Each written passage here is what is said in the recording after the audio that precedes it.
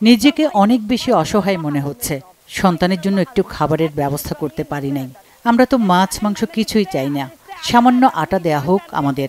নিজের জন্য না, আমার সন্তানের মুখের দিকে তাকিয়ে একটু খাবার দেন কেউ, শুধু সন্তানের ভাগটুকু দেন। ক্ষুধার যন্ত্রণা থেকে রক্ষা করুন।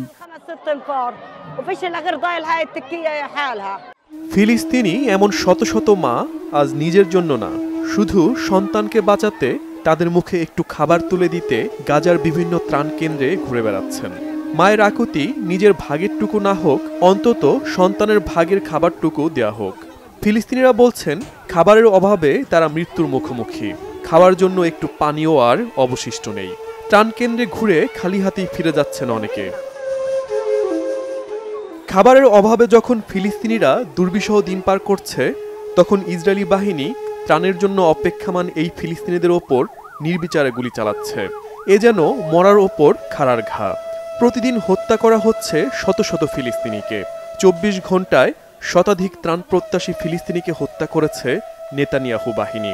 এর মধ্যে শুধু জিকিমে ৭৯ ত্রাণ প্রত্যাশী ফিলিস্তিনিকে হত্যা করেছে ইসরায়েলি বাহিনী। জাতিসংঘের ত্রাণ বিতরণ কেন্দ্রটিতে সবচেয়ে বেশি ত্রাণ প্রত্যাশীর ভিড় ছিল, কিন্তু ত্রাণ নিয়ে বাড়ি ফেরা হয়নি বেশিরভাগ ফিলিস্তিনির। আমরা ক্ষুধায় মরে যাচ্ছি, খাবার কি একটু পানিও তো ভাগে পাইনি।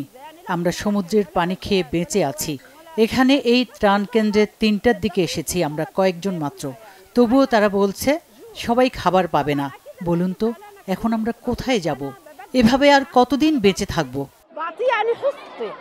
এদিকে ইসরায়েলের প্রধানমন্ত্রী বেনয়ামিন নেতানিয়াহু খাদ্যের বিষক্রিয়ায় আক্রান্ত হয়েছেন।